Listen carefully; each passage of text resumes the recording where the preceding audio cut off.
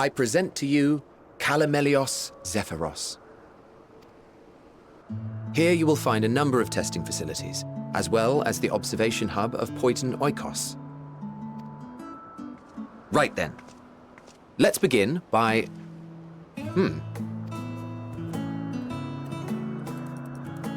Well, well. An Arrhaeus. How delightful.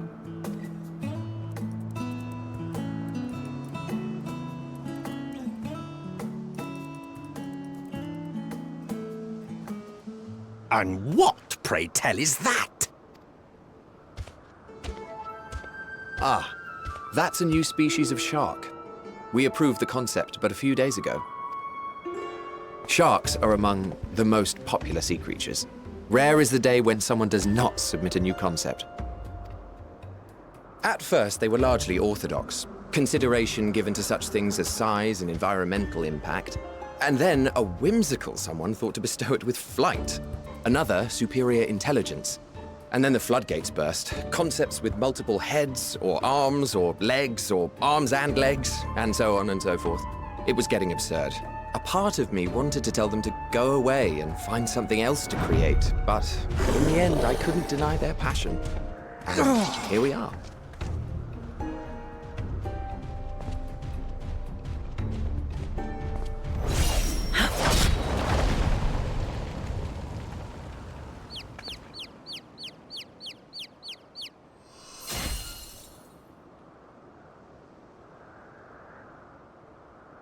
That was too close. Are you unharmed? Well now, if it isn't a pair of familiar faces. Vanar, that we should meet you here.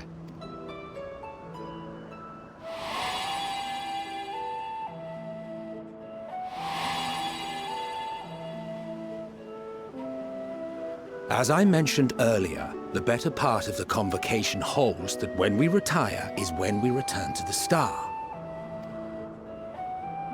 Well, she is not among said majority. Even after stepping down, she carries on with her work. Vanar is her name, and she is the previous Azem. It has been a while, Hythlodaeus. You look well. Less so, Emmet Selk. I dare say the lines upon your brow have both deepened and doubled in number. A shame for one so young. You must make an effort to frown less often.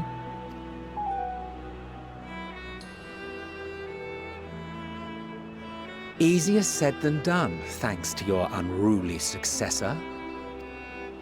How is she, if I may ask? Incorrigible as ever. Rushed headlong into a volcano on the brink of eruption just the other day. I should be glad to share the tale in its entirety later, if you're so inclined. Oh, you know I am. Now then, you are?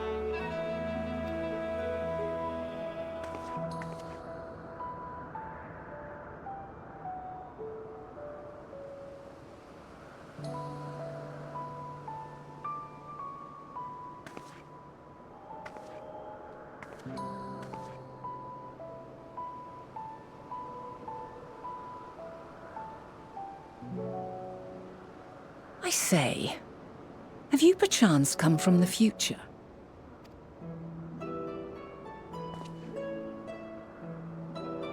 I do not believe we have ever met, yet I sense my magic upon you.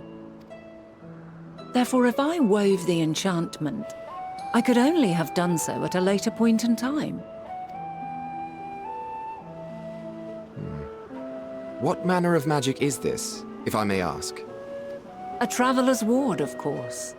It prevents the corruption of one's ether.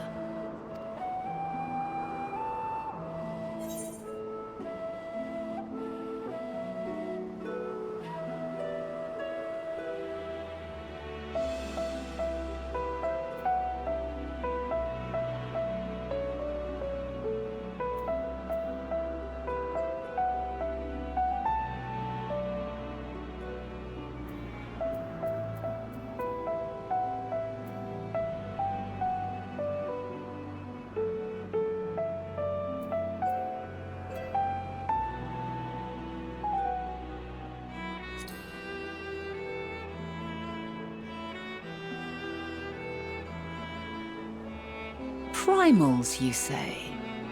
But I'm not familiar with such beings. But if they enthrall by warping the balance of ether, then yes, the magic would afford you a measure of protection. I gather from your question that you are not ignorant to its presence. Hold on. From the future? That's absurd.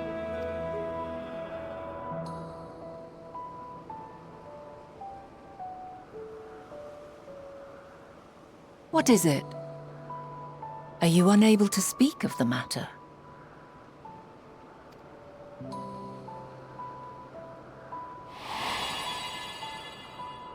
The reality to which you must return exists as a result of the final days. You cannot reshape the past to undo the tragedies of the present.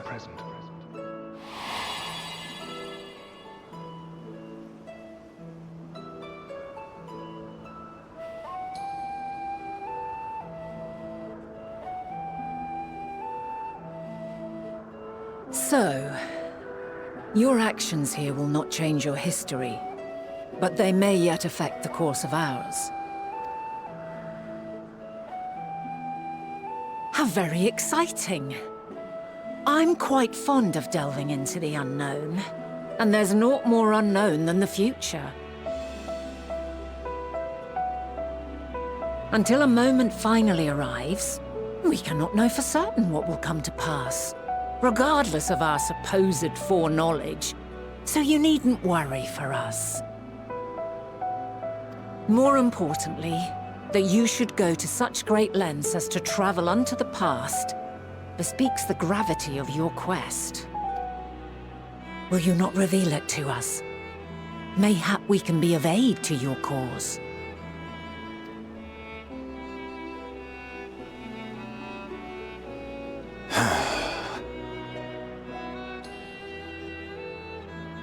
If this is true, then you've been keeping quite the secret to yourself.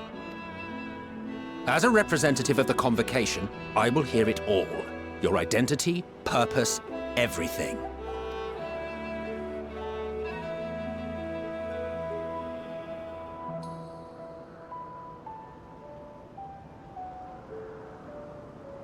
Why don't we move to a place more conducive to calm conversation? I've been working here for some days now at an old friend's behest. If it is agreeable, we may make use of my accommodation at Poiton Oikos.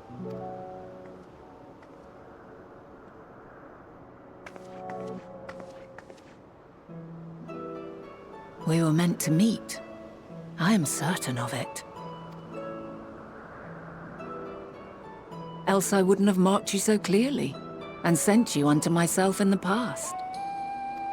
It's precisely the sort of mischief I would get up to, and quite inspired, if I do say so myself.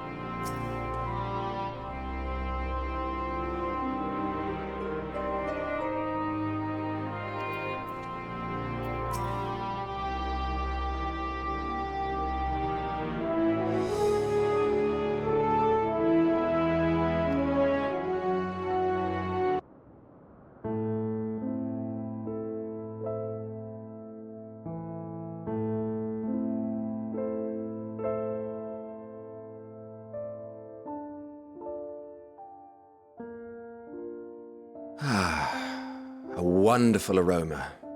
I feel more relaxed already.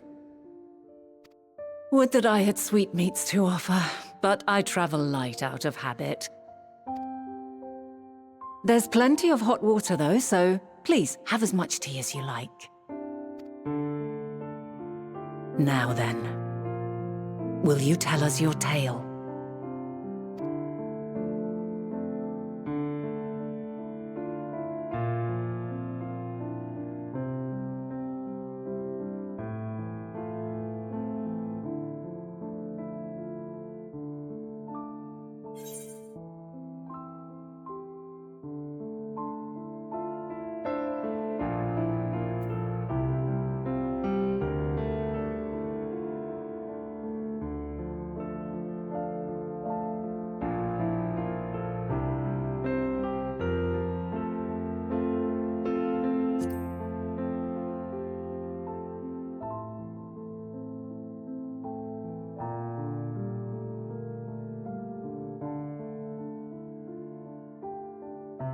Why don't you start from the beginning?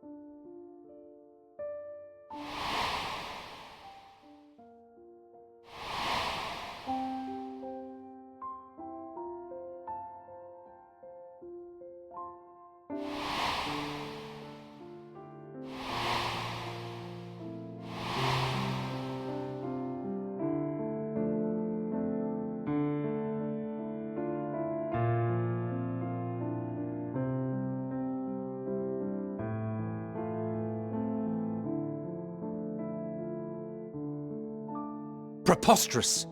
Utterly preposterous. While not the words I would have chosen, I too have my doubts. Much of it borders on the incredulous. What of you, Vanar?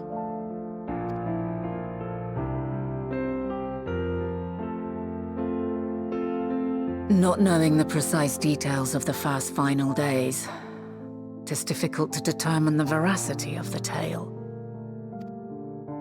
Supposing it is all true, I must ask myself why I would do what I did. Why would I feel I had no recourse but to oppose the 14 and create this Hydaelyn? Circumstances change, of course, but it would not have been an easy decision regardless. No, there must have been a reason. One compelling enough to force me to take such drastic measures.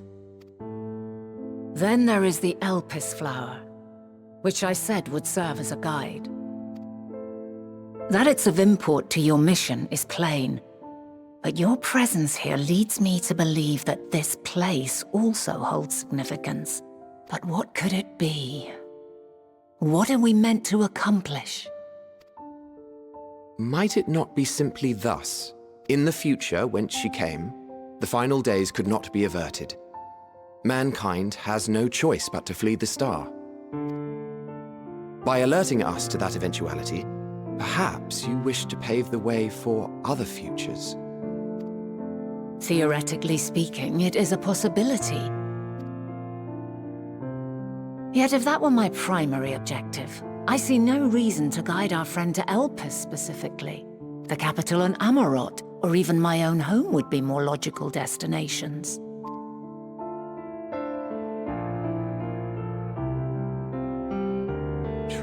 True. I note also that Hydaelyn did not specify a point in time to which she must return. By this, it may be inferred that it was not critical that we should meet. Alternately, she had reason to believe that our paths would converge, coincidental though it may seem. This is quite a puzzle, and we do not have all the pieces. Hardly any. But we do have one immutable fact. If the final days are indeed as described, they will bring death to all that I hold dear. Yet despite being afforded long years of preparation, the only provisions I could make were for flight. Nay, my first and foremost endeavor would be to find a way to forestall the coming doom. Given that even the 14 failed, mayhap you deemed it impossible. Nothing is impossible. This I have always believed. And if Hydaelyn is indeed me, she would believe the same. Listen to yourself.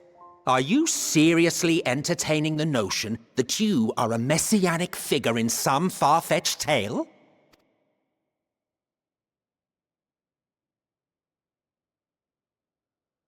Well, I will not.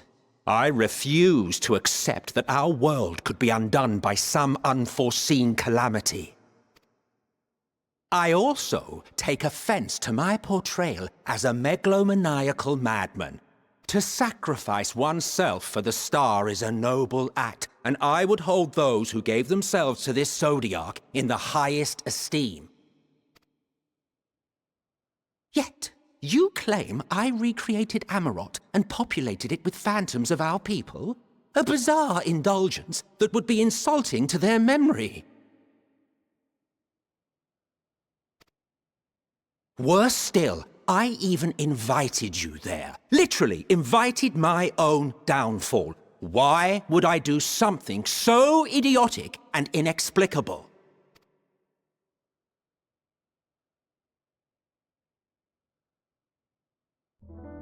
Now, I will allow that the hypothetical task of restoring our world would be daunting in the extreme. The thought of having to bear such a burden for 1,000 lives horrifies me. But I would never forsake my duty. I would never forsake my brethren.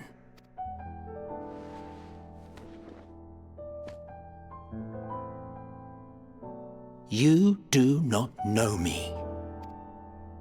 I've had my fill of your fiction. I will return to my duty, and you will not bother me again.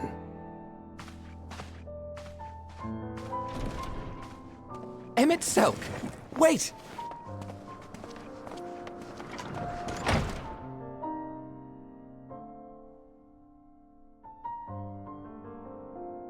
You've seen much of Elpis already. If you have any observations to share, I should like to hear them.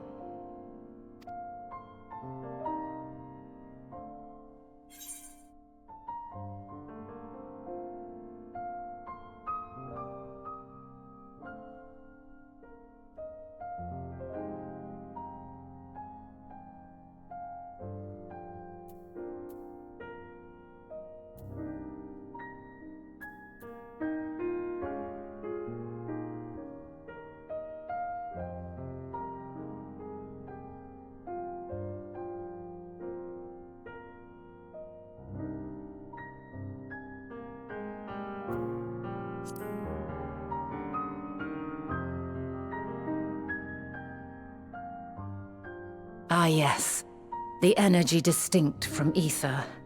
Though not my field, I have a basic understanding of dynamis. And you say Hermes researched the phenomenon in the course of creating Meteon? Yes, I believe this warrants further investigation. With that settled, it is time for action. The missing pieces of the puzzle are here, I'm certain of it. And when you find them, the picture my future self has painted will be complete, and you will have your answer. And suffice it to say, I will aid you in your quest.